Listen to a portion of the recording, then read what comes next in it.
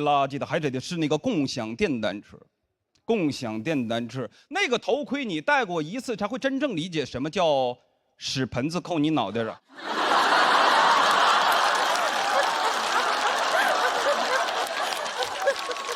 那臭到朝闻道，夕死，所以不带警察惩罚我，带了老天惩罚我。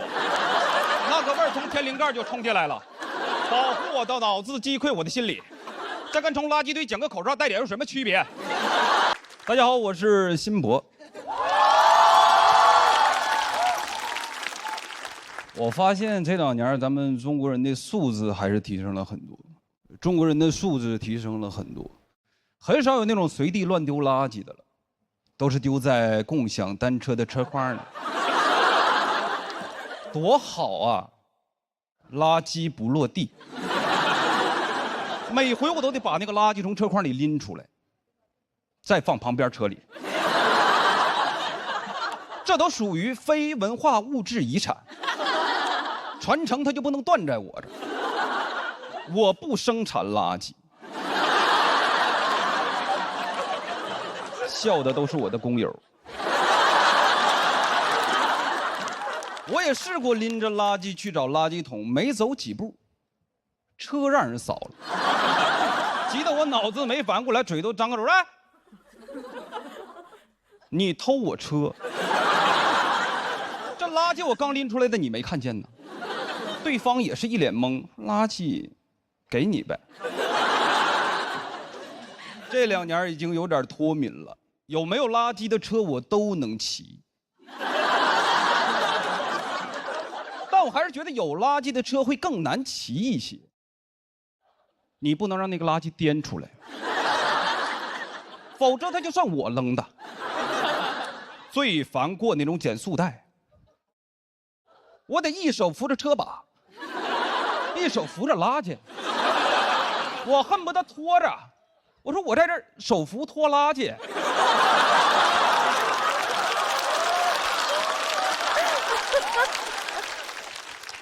最怕玻璃瓶，再碰到减速带，我得立马控屏，掉出来玻璃心得碎一地。那天扫了台车，不知道哪个孙子吃剩了半包辣条，我真是想尝尝。麻辣王子，从小我就爱吃。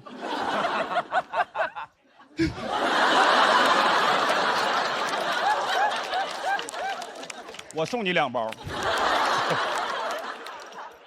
骑到地铁口还车，有个哥们儿迎面向我走来，周围没车了，他跟想接手这台，他也看到了车筐里的垃圾，他就，你知道有的时候人受了委屈会不自觉的自言自语给自己解释，不是我吃的。他冷漠的眼神仿佛就在告诉我，就你扔的。早知道我吃了好了。报复性的想文明一把，处理一下车筐里的辣条，但你知道地铁口的垃圾桶总被那个什么电瓶车团团围住。好在电瓶车也有车筐。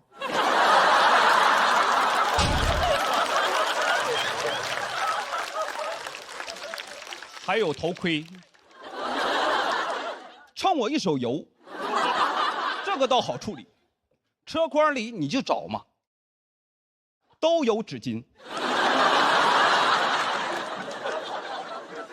我觉得咱们素质还是得继续提，对吧？比如说我们扔的时候，可以按照共享单车的品牌搞一搞垃圾分类。小哈丢干垃圾，小菊丢湿垃圾，小就是垃圾。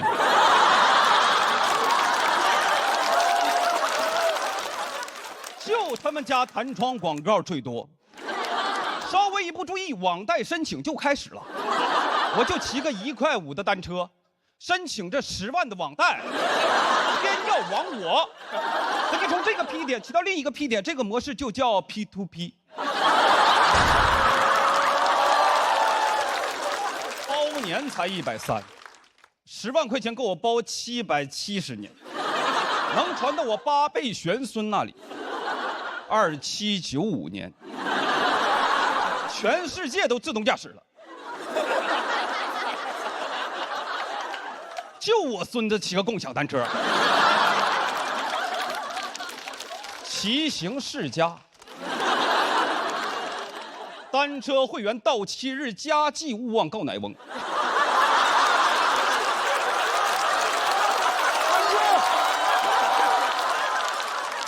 感谢吧，感谢你8辈祖宗。小哈就很好，小哈就不弹窗，小哈会在我第一次骑过他们家共享单车之后，就偷偷的帮我把网贷给注册好。哈特暖暖。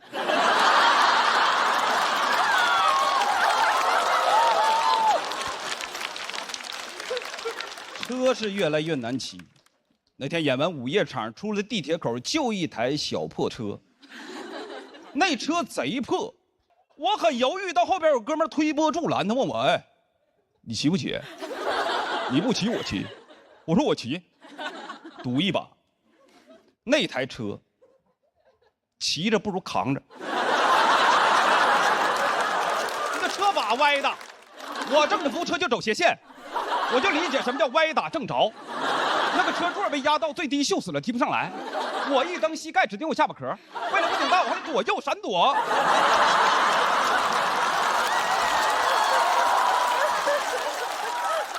我一个打工族给我骑成了维吾尔族。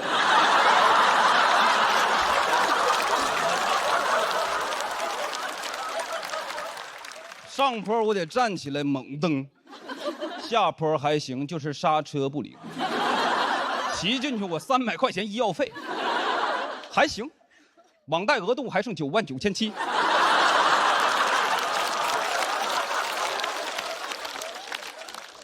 最垃圾的还得是那个共享电单车。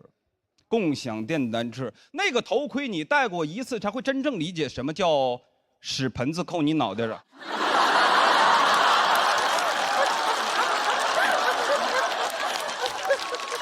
那臭到朝闻道夕死，所以不带警察惩罚我，带了老天惩罚我。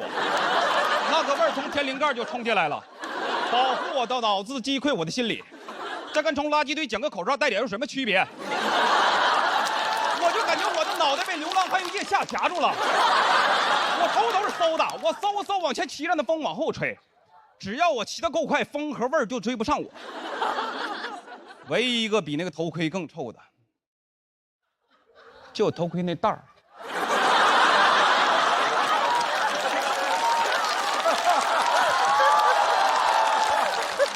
那就是流浪汉的袜子，朝闻道，立马死。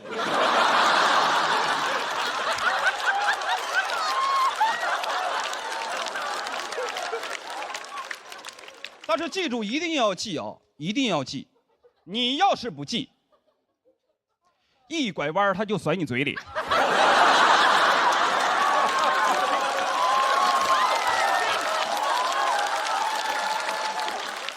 共享电单车的批点特别少，还车点特别少。骑到客户门口，发现最近的批点就我出发那个。原地还车要收我20的调度费，我又骑了回去，钱花了，时间花了，人还留在原地。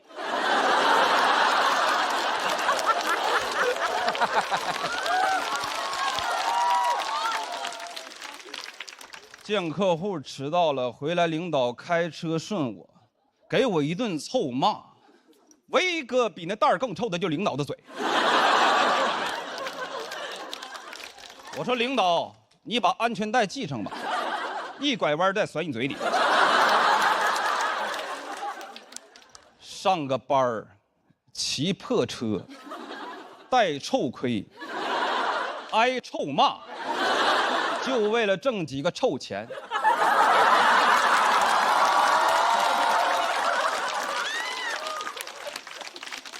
我觉得在大城市里，我跟共享电单车没啥区别。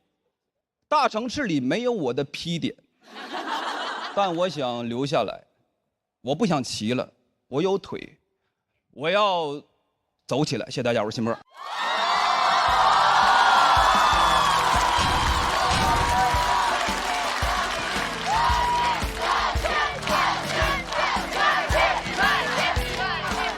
谢谢辛博，谢谢。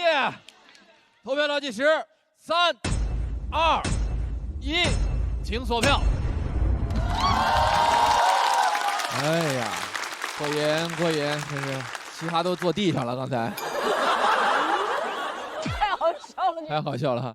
咱先问问，要不先问问罗老师，因为罗老师这个来之前专门也去剧场看了一次他的演出，对对对，是不是？当时前面原来他们要压轴的是小罗，别人说那个小罗讲完了没人能接得住，然后辛波说他能接得住，所以我们在听小罗那个精彩绝伦的表演以后，都已经脑袋都被炸懵了。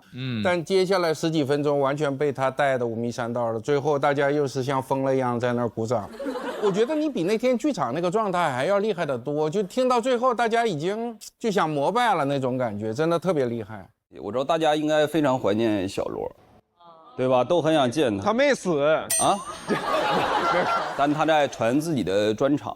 但我希望是在专场出来之前，他应该跟大家多见面，然后我们俩就约了一场演出。我觉得这是单口喜剧的魅力，演员之间要相互激发。刚才你奉献的是一个冠军的表演，对，谢谢。我就觉得，就从他上台看见他到现在，我就没有看到他笑过。我们都已经快被笑死了，然后他就从来没有笑过。我笑的就是已经无法控制我的表情了，太厉害了。对，谢谢你，猪猪老师。猪猪姐是，我是昨天在电梯里遇到她了，其实想打招呼，但是实在是张不开嘴，因为我不分平翘舌。我如果说猪猪姐，就很像我在叫猪猪侠。我之前会觉得脱口秀会有很多比较切乎于实际的东西，但后来我发现，只要你的切入点，你说的这个事儿足够被大家关心的话，很多那些个夸张的手法以及那些东西也都是适用的。就我觉得对以后我们在相声当中创作，其实也是一个提醒。只要你说的这个东西大伙儿爱听，是一件比较合乎逻辑的事儿，后边咱再怎么变，哎，都对。谢谢辛博给我上了一课，谢谢。咱们到。这里我想说的，这就是观察式喜剧的魅力。就观察式的喜剧永远是来自于所有人的生活，我是大家的眼睛和嘴，我是你们其中的一个啊，我就是个普通人，我只是替着大家把这些事儿说出来。然后之前也有人提醒我说，你如果讲了这个小和小哈，你可能再也接不到他们商务了。我说一个伟大企业如果不允许别人说出他的问题，他注定也不伟大。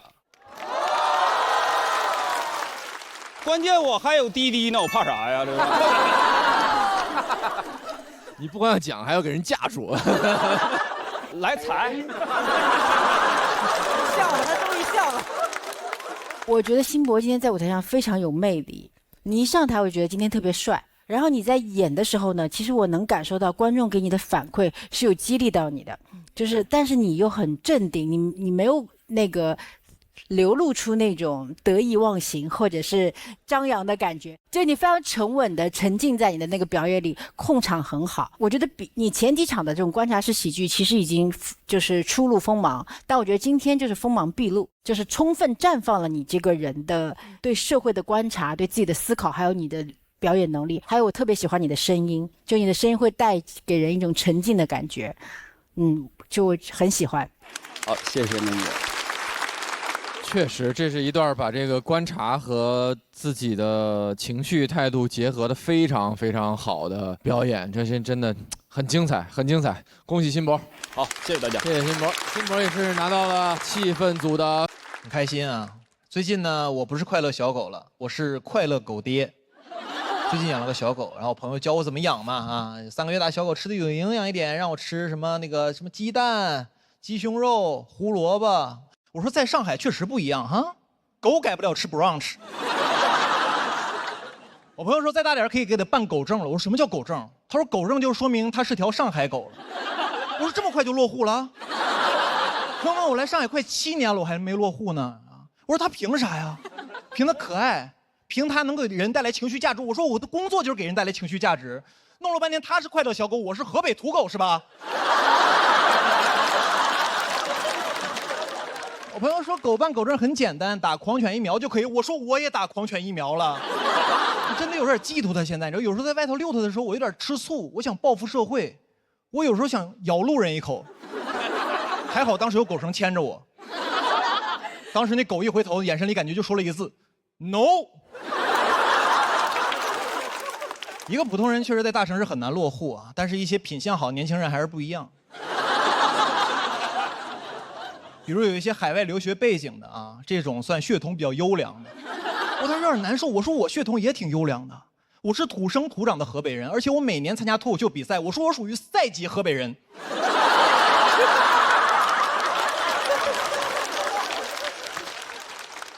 而且宠物不仅好办户口、好落户啊，这个城市对宠物也是特别友好。那现在上海很多咖啡厅，你带着宠物去啊，会免费得到一个狗吃的奶油。当时看着那奶油，我心里五味杂陈。上海卖一杯咖啡很贵，要30多块钱。我刚刚看着那奶油，我心想，我说我买咖啡的钱是不是都让狗吃了呀？而且该说不说，朋友们，那个奶油不好吃。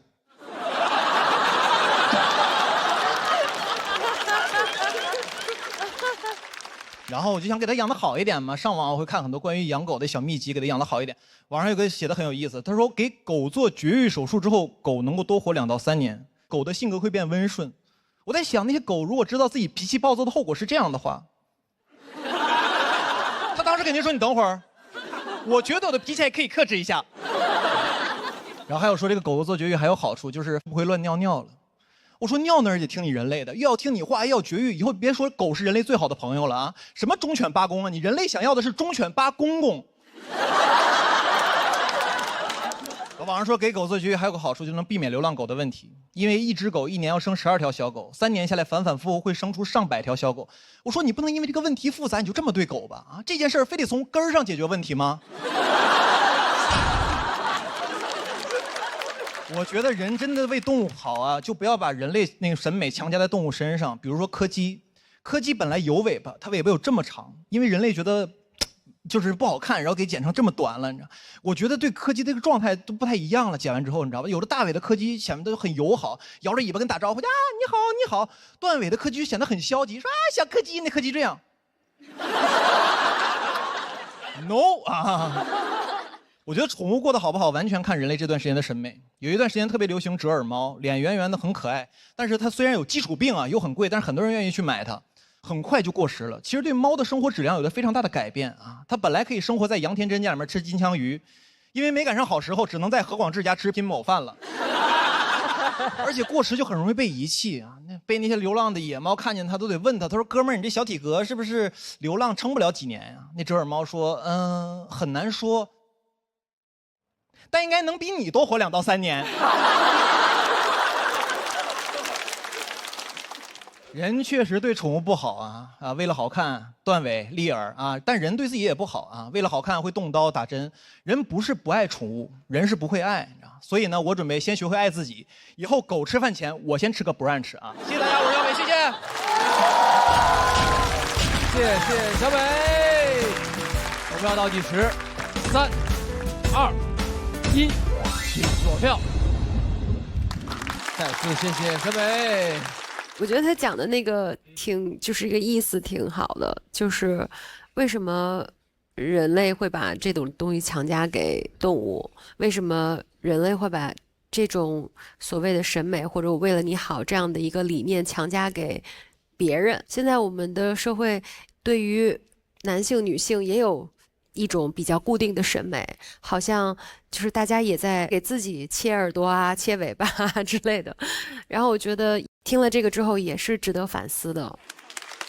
我前边这些年看你每次都是特别帅、特别酷，就是来了以后讲一个挺烂的，然后很潇洒的离开，就特别酷。结果今天一看，还是挺好的，对。但是确实。你怎么突然开始上价值了呢？我们怀念那个别我们哈，我怀念那个就没心没肺穷开心的那个。你怀念那个时候的我，你还说我那个时候烂，然后你这两件事。起来，打起来！你弄得我现在很乱呀，罗老师。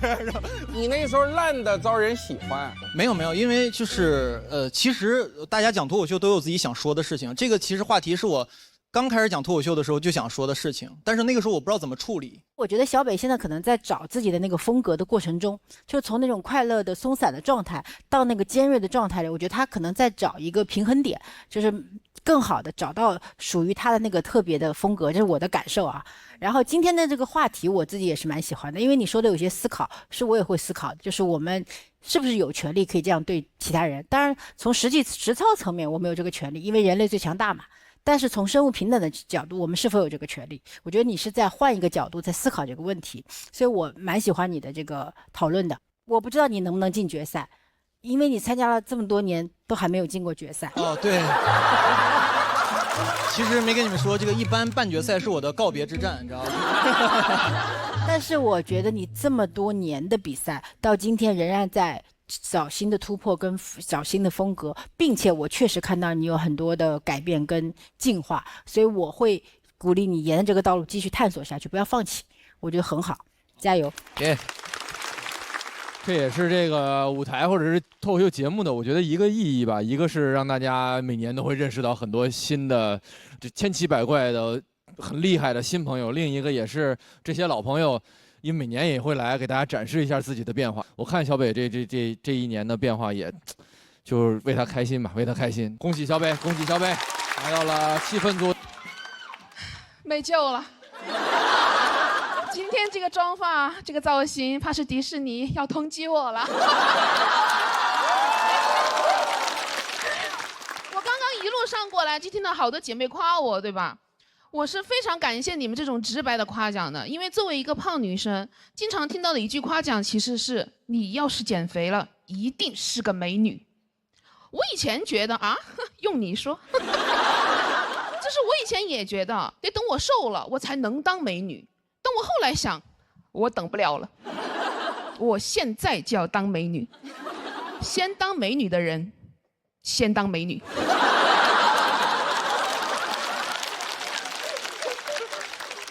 怎么还想用这种标准要求我呀？真的是我是谁呀？我吃过的饭比他吃过的饭都多。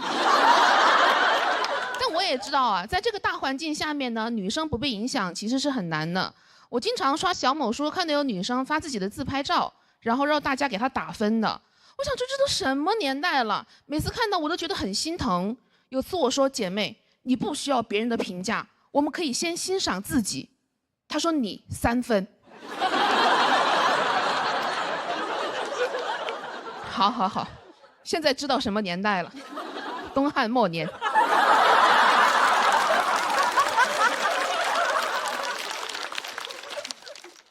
当然了，被观众评价呢，其实是我这个脱口秀工作的一部分嘛。但是你们不知道，有一些 report 它真的写得非常离奇的。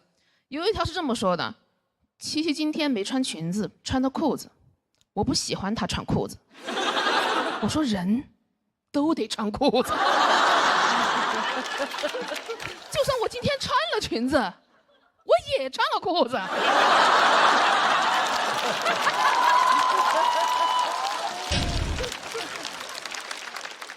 还有说我穿得太成熟了，不少女的。我快30了，我是个妇女。我真的不知道为什么有人一直在期待女人是少女的单纯懵懂的样子。你们知道《一路繁花》吧？我之前看的时候啊，我看到有个人说好讨厌这几个姐姐啊，心机太重了。我说她们都60、70了，也该懂一点人情世故啊。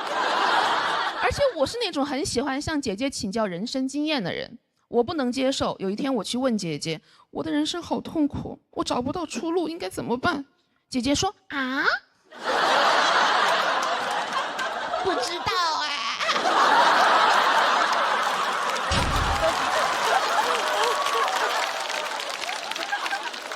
人怎么可能保证单纯的？保持不了的。这个世界就是在逼迫人学会人情世故。我以前上班的时候，对，我是上过班的，和其他的脱口秀演员略有不同。我当时去面试一个电影公司啊，那个面试官是一个中年男人，他是一个制片人。我当时的梦想就是当一个制片人，当时跟他相谈甚欢，我想权力我来了。结果他问我：“你现在有男朋友吗？”我想啊，爱上我了。我说我不接受办公室恋情。他说我是怕你以后结婚啊会影响工作。我一听特别着急，该说你放心，我连恋爱都不谈。但进了公司1个月之后啊，就是也没有进入权力的漩涡，因为我每天都在办公室里贴发票。我找了那个面试我的制片人，想争取一下去剧组给他当制片人助理嘛。他当时跟我说：“你的事儿呢，我会考虑的。这样，待会儿呢，我要去跟人吃个饭，你可以吗？”我说：“吃饭，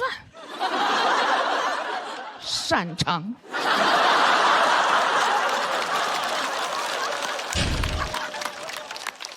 而且为了抓住每一个机会来证明我的能力，我还特地带上了胶棒。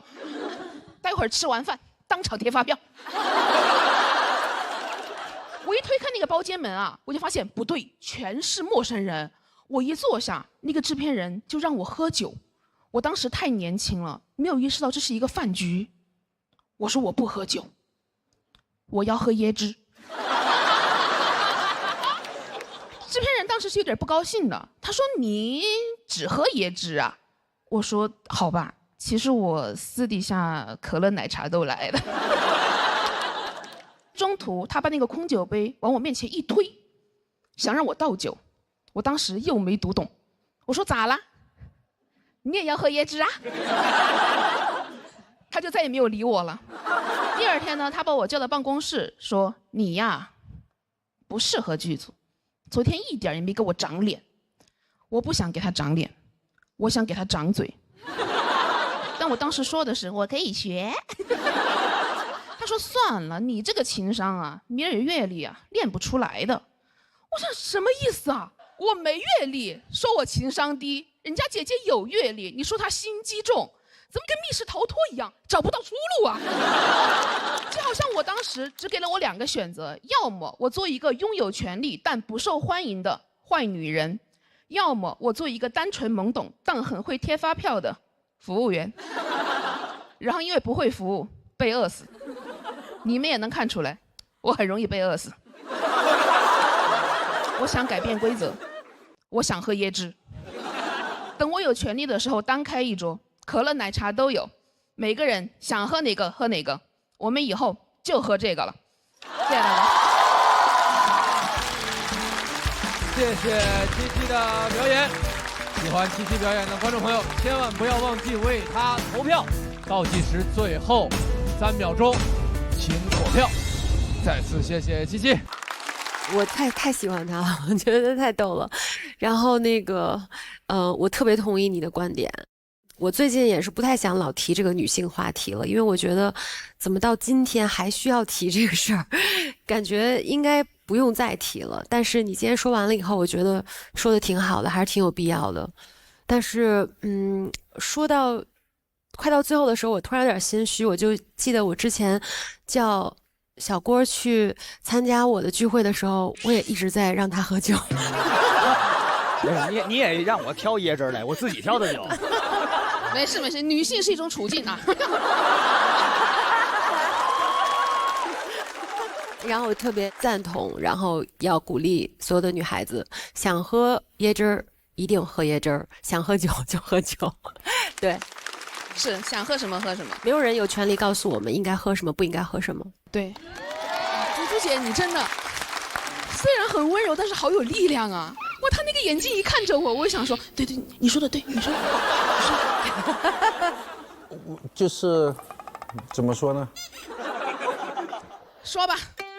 我觉得收尾那个表达特别好，但是完全没有破坏掉你那些喜感啊、那些梗啊、那些有趣的东西。哦，原来是夸我呀！这不是拍灯了吗？哦，我以为你就是意思一下，你不是怕被挨骂吗？我以为你以为不由衷呢也。这个舞台上其实古灵精怪的女选手还挺多的，但是在这么多就是这种有趣的、稀奇古怪的头脑当中，这个七七还是独树一帜的。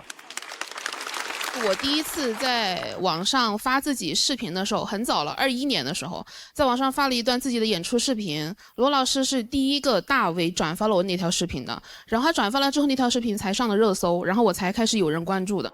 啊，真的吗？所以一直很想就是当面对你表达一下感谢。你是伯乐耶。哦，谢谢谢谢。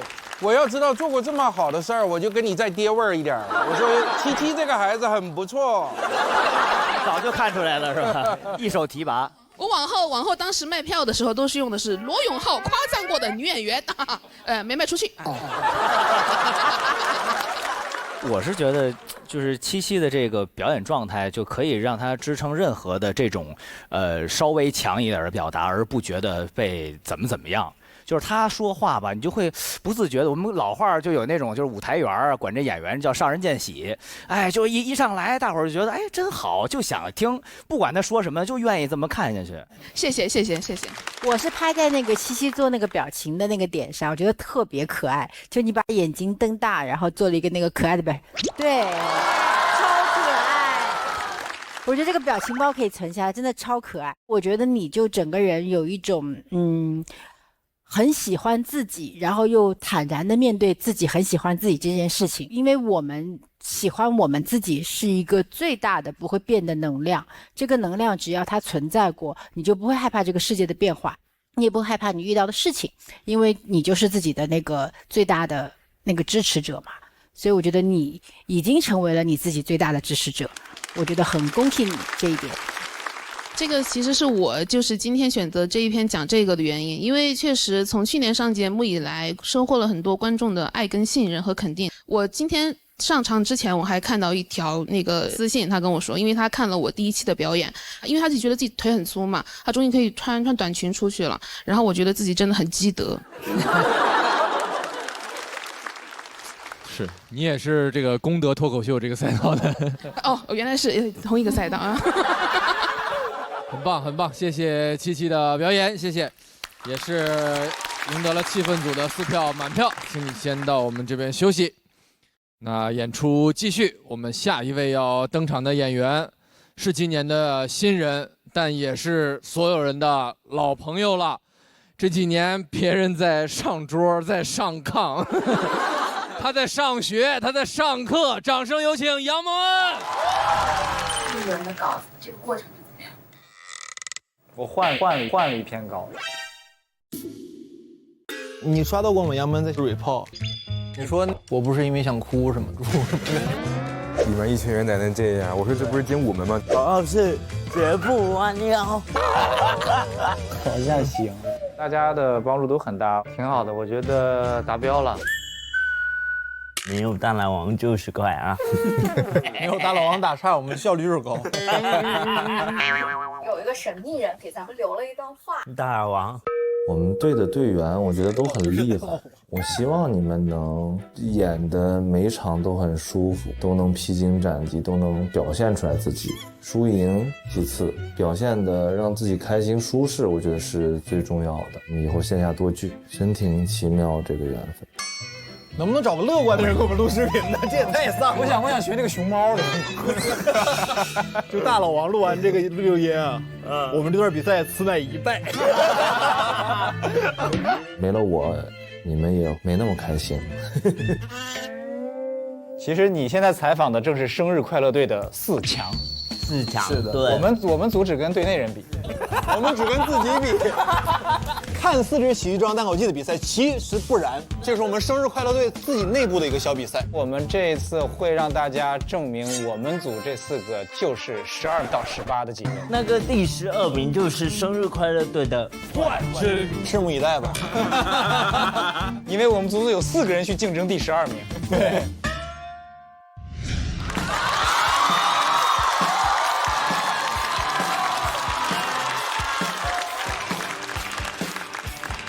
Hello， 大家好，我是杨蒙恩啊。那个，我之前是个，我刚刚表演了一个忘词儿，好是吧？因为前面刚连的忘词儿，然后在我后台的时候我特别的紧张，然后我说与其传染，我不如先得吧，我说是。其实这样，今天聊一下我之前的一些生活。我之前是跳街舞的，是吧？你看，有人看不出来是吗？你这样能看出来了吗？是吧？来一个，这是现在我最高水平了，不好意思。其实这样，我很早，我是08年，我上高中的时候去跳街舞了。08年跳街舞是个非常前卫的事情。08年，王一博甚至都不是练习生呢，王一博就是个小学生。而且那时候全内蒙更没有几个人知道街舞是什么。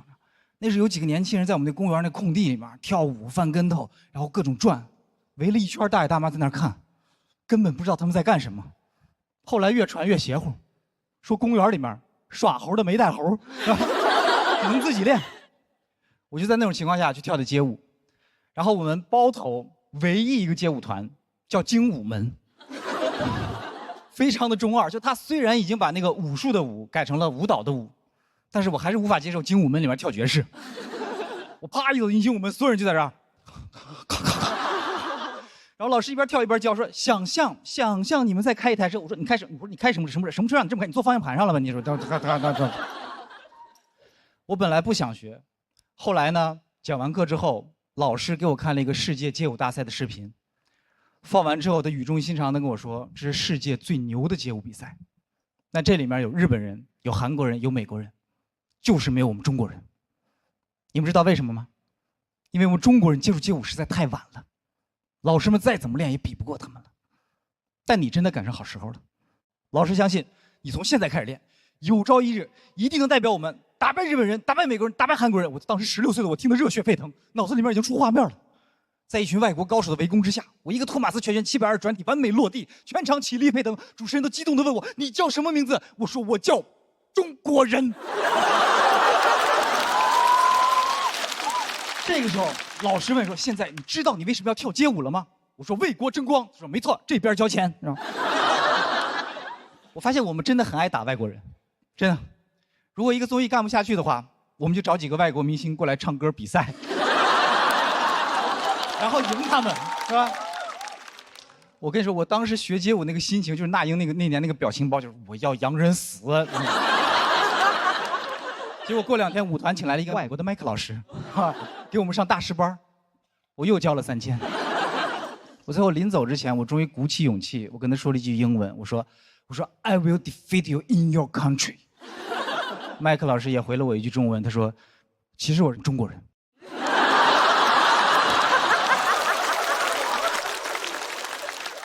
就是从那时候开始，我发现我的爱国心就被利用了，而且我回想起来，发现我最开始想跳街舞，不是想要为国争光，我当时就想吸引女生。当时我太幼稚了，我发现跳街舞其实根本不能吸引女生。那时候上高中，没有几个女孩喜欢跳街舞的。你们想象一下，如果你男朋友是跳街舞的，你怎么跟别人介绍他？啊，别人一说啊，我男朋友学习好，年级前3，我男朋友体育生，校100米记录，到你了，我男朋友能有脑袋在地上转10圈，你男朋友指尖陀螺吧，那么厉害转。我当时就是那个陀螺，我练头转练得非常厉害，他们甚至还给我起了个绰号，叫我钻地龙。我觉得不够酷，还起了个英文名叫钻地 dragon， 钻地 dragon 就是拼音钻地 dragon。然后我本来还觉得挺酷的，后来直到有一回我去外地参加那个街舞比赛，他那个比赛是他介绍选手上场的时候，他是把你来自哪里和你的外号连的一起介绍出来。我刚说我家乡是包头市，我当时下面已经很唏嘘了，我说包头钻地龙，我这听起来是不是有点愚蠢呀？结果我没想到那个 DJ 比我想象中还要愚蠢。他操的时尚又浑厚的口音开始介绍我说：“哦，接下来这位选手是包着头的钻地龙。”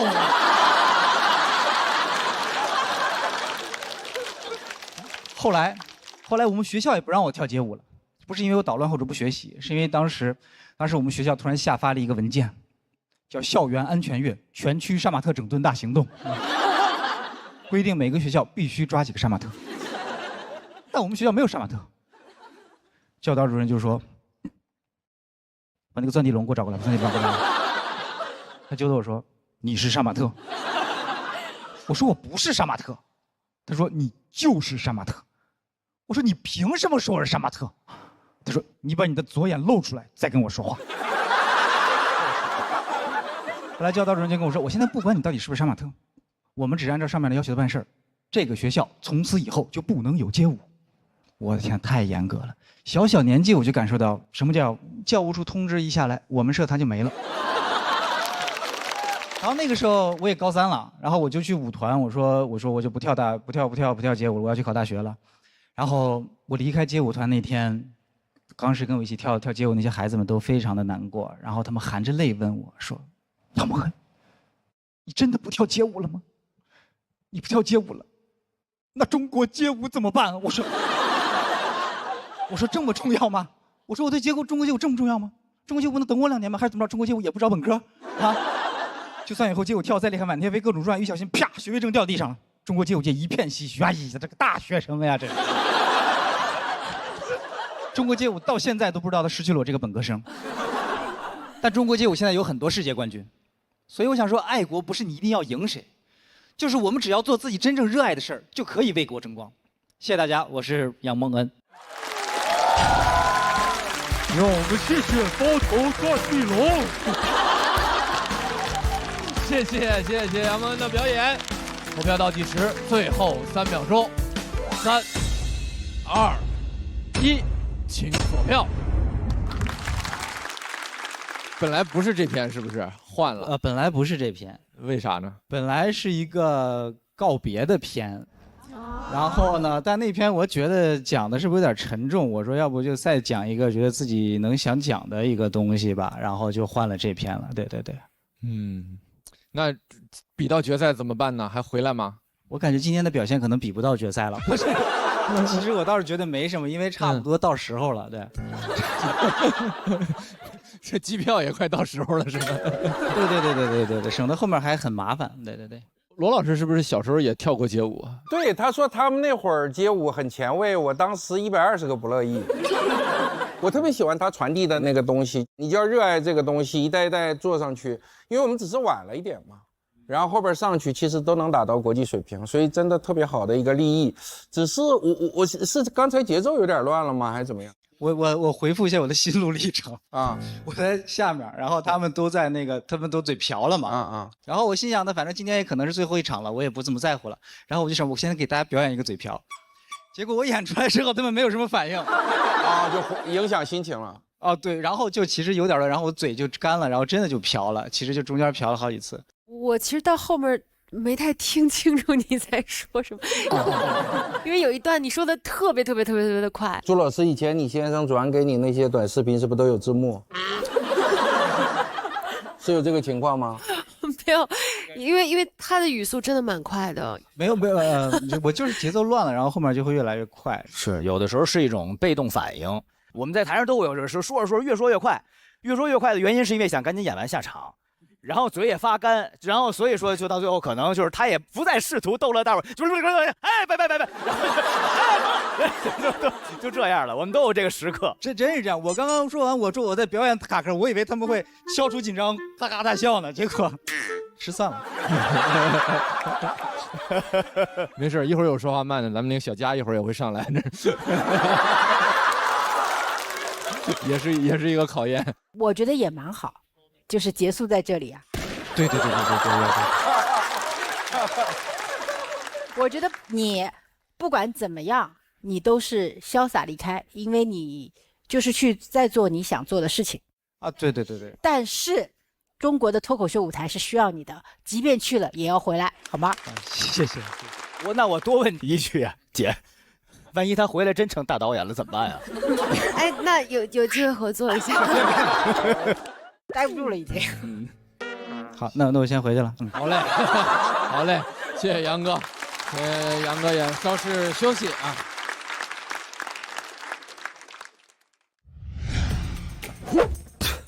哎呀，这不是包着头的钻地龙吗？能不能不要再提这个名字了？那叫飞天龙。你就能不能换个方向？那你啥要求啊？首先要酷炫，然后要有内涵，最后得带点子幽默。想想啊，哎，叫量子陀螺怎么样？特别适合你这种地板动作，跳起来像量子纠缠的陀螺。那真挺会起名啊！不是我会起，是夸克会起。有问题找夸克 ，AI 超级框帮你起名字、想文案、写方案，还能直接拍照问答。那我得试一试啊。我跳街舞帅吗？哎呀妈呀，你可饶了他吧！哎，你什么意思啊你？下一位要出场的朋友，一直都是很多人心目中的冠军候选人之一。今年他也做了队长，仍然还是那个学不会松弛的卷王。我们掌声有请终生现役的刘洋。就是你们认为这里面会晋级的4个人，这不是很好选吗？房主任、教主、77、月明，就这样了，就这4个。团结，你知道吗？团结就是力量。哎，你要问准备的怎么样呢？我们准备的很团结，就是很团结。做自己比赢了重要，做自己比赢了重要，做自己比赢了重要。我还是觉得进决赛重要。进决赛最重要，进决赛最重要，进决赛最重要，不进决赛白活了。行，做自己更重要。教主真好，教主一直怕我们在比赛当中迷失，那希望我们都能坚持自己的喜剧风格，不要被比赛打败。这次是想呈现一个最刘洋的作品吧，所以选了这个。其实有赌的成分，因为里面有很大的呈现，然后有很多我自己亲身的经历，然后它非常非常有我的风格。这一轮会让大家看到100%的刘洋。1、2、3，刘洋，刘洋，绽放光芒！教主，加油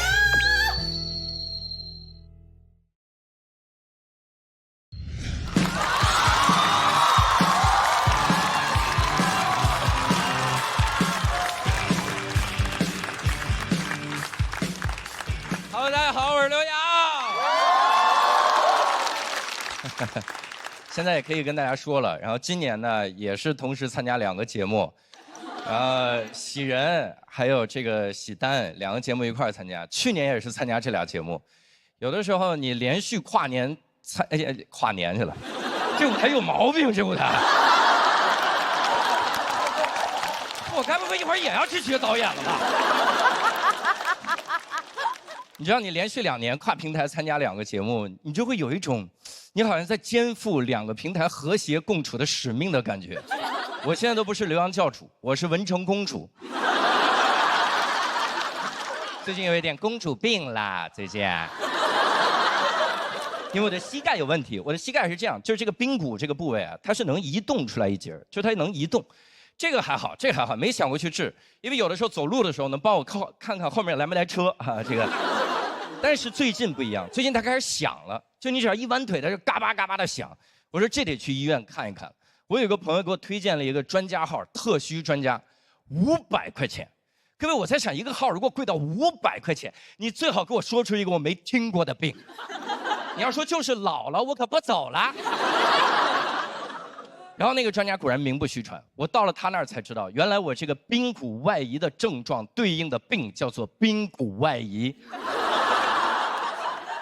然后这个专家说，你现在这个情况最好立即做手术。我说太好了，你们医院做这个手术最好的人在哪儿？他说就站在你面前。我说那快来到我身边，我的膝盖都为你鼓掌了，我现在。然后这个专家跑过来给我检查我的膝盖，他一蹲下来，我一点没骗各位，他膝盖比我的还响。我说快请起吧，这特需专家是哪个虚啊？这是，您就给我推荐个一般虚的专家就可以了。然后他给我解释了为什么他膝盖会响，以及我为什么必须找他做手术，我一句都没听清，因为他膝盖太响了。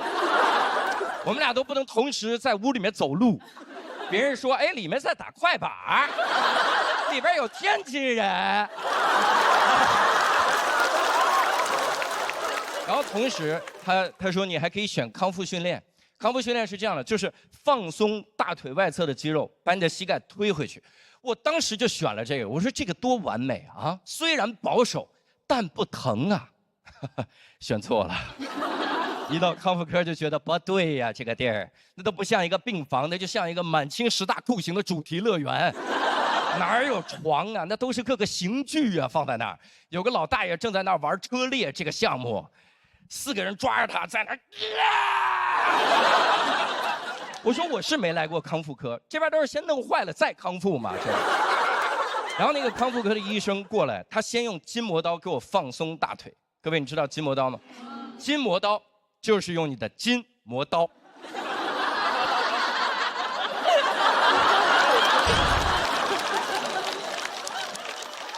后到一刮，我都对自己有了新的了解，我才发现原来我的泪腺长在大腿上。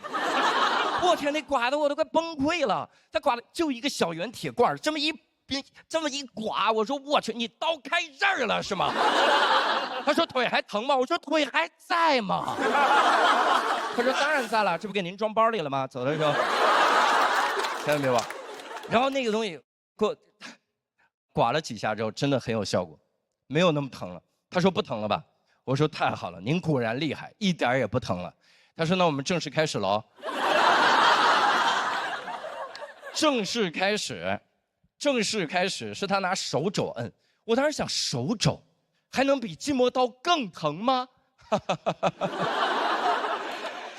他一摁，我说我去，大哥这是手刀啊，这是不是康复科的康复，什么 Chinese 康复啊？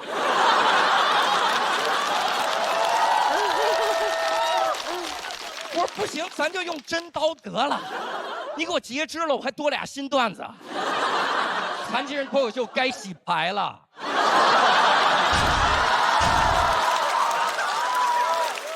给我摁那第一下，我都不是疼，我是直接看见我姥姥了。然后再摁，我就看到我其他的祖先，我太姥姥刘备、刘邦什么的。刘邦说：“大风起兮云飞扬，再这么下去得摁死我们小刘洋。”关键疼成这样，他还跟我聊天。这个时候是聊天的场合吗？他在那儿跟我聊，他说疼吗？我说你瞎吗？他说疼就对了。人呐，就3个部位疼起来最要命。第一，三叉神经痛，疼的时候面部拉扯，头痛欲裂呀，男人呐。第二，带状疱疹，俗称缠腰龙，一滴汗下去针刺一般呐，男人呐。这第三呐，就要数那肾结石了。我说这和我的腿有屁关系啊！他说就是给你科普一下。不是我是疼起来很无知吗？我需要你科普。他也觉得这样不对，他开始问我关于我的问题了。大哥，我疼成那样就不要问我问题了，真的很像刑讯逼供啊。他问我的每个问题，我都从根儿上实话实说，根本来不及编瞎话呀！我在那儿问我你是做什么工作的？我说喜剧演员，参加了一些综艺，留下了很多精彩的作品。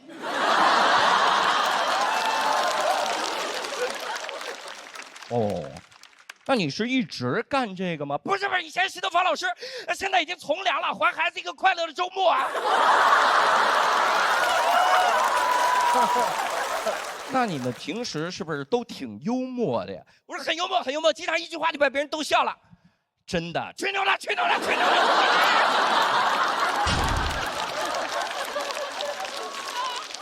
各位，那天我对疼痛都有了新的理解。我以前问我一个朋友为什么不打耳洞，他说因为怕打耳洞很疼。各位，我不知道各位有没有害怕打耳洞疼的人？如果真的有，我给各位一个建议：你在做康复训练的时候打耳洞，真的管不上耳洞疼啊！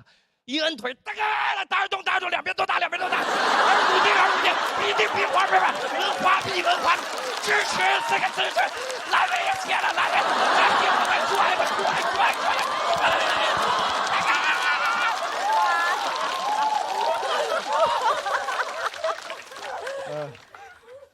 关键是康复训练都疼成这样了，能想象我平时膝盖有多疼吗？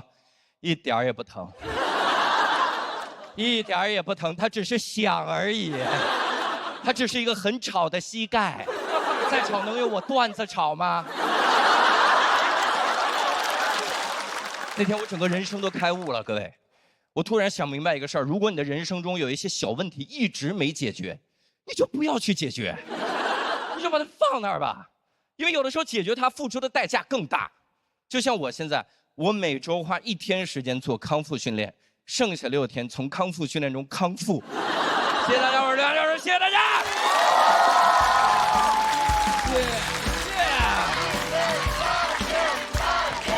万名。谢谢刘洋教主的表演。计时，最后3秒钟，请锁票。谢谢。后边的选手真的小心，这舞台有鬼，这舞台太吓人了。我感觉这是你这一季最使劲的吧？这我感觉它是更最我的一个段子了，就是对衣服也很符合这个，就特别像康复刚跑出来。拿筋膜刀给你刮呀！我看你跪在地上那一刻，我就感觉这膝盖应该是没什么大问题。因为演员就是要向衣食父母下跪。很谦卑啊，真是。哎呀，我觉得我们小刘洋使大劲儿了呀，这个。因为你的表演其实是非常加分的一个加分项，然后你本身脱口秀的故事里面有很多的情节跟想象，就是那种现实与非现实主义之间的那个东西，我觉得是你的特别大的一个特点。然后你这个段子就是把这两个东西加在一起了，就感觉就是你左手倚天右手屠龙，全部一起在使劲的感觉。哎呦，一会儿给你刮。哎呀，那得多疼啊！这是2把筋膜刀，这是。对，反正我就觉得这个是这一季我看过最好的。谢谢。就觉得，生命力很旺盛的在舞台上燃烧的感觉，这个是你觉得是就是最后拼死一搏的感受还是啥呀？这一季感觉学到了一个很重要的事情，就是在这个舞台做自己要比赢比赛更重要，所以这一篇就选了说，那干脆选一个最我的好了，最我这种。谢谢，哎，真的感谢各位，真感谢各位。你知道这个段子在线下有的时候是第一个，大家就闭住了。我刚才后面我在想，如果闭住了，我可怎么办？我就只能说我也去留学了，我真成刘洋教主了，我。他的这个表演，我不知道是不是又有点像小品，又有点像脱口秀。我一下就抓住了你的精髓。然后我真的觉得他演得特别好。期待跟您合作，我先抢，咱们俩一块演杨蒙恩的戏。那好像一个骗局哦。我觉得颜值也是蛮在线的。哇哦，开心了。朱老师是这样的，我在想，我为什么这一季这么想退赛，但还是走到了现在，就等您这句话。现在可以退赛。反正我觉得整个表演很完整，很精彩。谢谢老师。啊，这时候不鼓掌你们？我帮您要。刚刚还是给衣食父母下跪呢，现在就这会儿要掌声，本来准备了很多好听的话，后来一看刘洋这么猖狂，我也说2句。有前边有点多，前边那点铺垫，就仅代表我个人看法啊。真的，你就是少有的那种能疯魔起来就跟疯了一样的那种，所以一定要保持那个本色，展示你最强。而且那个，何况在打比赛中，那个还是一个优势的特征。刚才说有的选手那种冷幽默的，其实打比赛是吃亏的。但你这种疯魔的这个东西，一定要坚持这个风格啊！谢老师。好。我今天必须要说是什么呀？因为对这个教主的认识其实很早，然后我们也有师兄弟烧饼，不一块跟您还一块合作过，对吧？我们一直就知道这个教主啊，是脱口秀说的也好，sketch演的也好，但直到今天我才真正的折服于你。哦，感谢。是因为我一直认为一个好学生考80分不值得说什么，但教主就是他就该这样。我实在不知道我从哪个角度夸，我也不想假夸，是吧？也特别没意思。但是今天看完，我觉得啊，就是你终于舍得把你这一面给我们看了。谢谢。所以真的是这个特感谢。我是每次看到郭麒麟老师特别紧张，然后很自卑。上面之前参加了1季也没敢跟人要微信，就老觉得自己在人家朋友圈里待着很多余。那一会儿凌晨的时候，我找杨老师要一下您微信，咱认识一下。我找严老师要吧。哎呦，你们我找杨老师要吧。别，他有您微信吗？我现在就拉群可以吗？你们太烦了。我觉得教主今天的表演，就像大林说的，跟之前很多时候都有那些细微的不一样。以前会看到他特别精准的控制，但我今天看到了一些他精准控制之外的失控的部分。我觉得那个是现场特别有魅力的地方。除了你这个膝盖能不能承受你这些反复的跪地的动作之外，就是这么坏的。感觉教主的膝盖也有点算工伤。我记得有一次教主专场，我就感觉他整个人就是在整个舞台上飞。后来我们摄影师都说抓不到清晰的图片。就是很多时候那表演的瞬间，你会觉得哇，这个很难做到，因为它不仅是动作快，这还得体力好，就感觉他就一直的保持这样一个高能量的状态，非常厉害。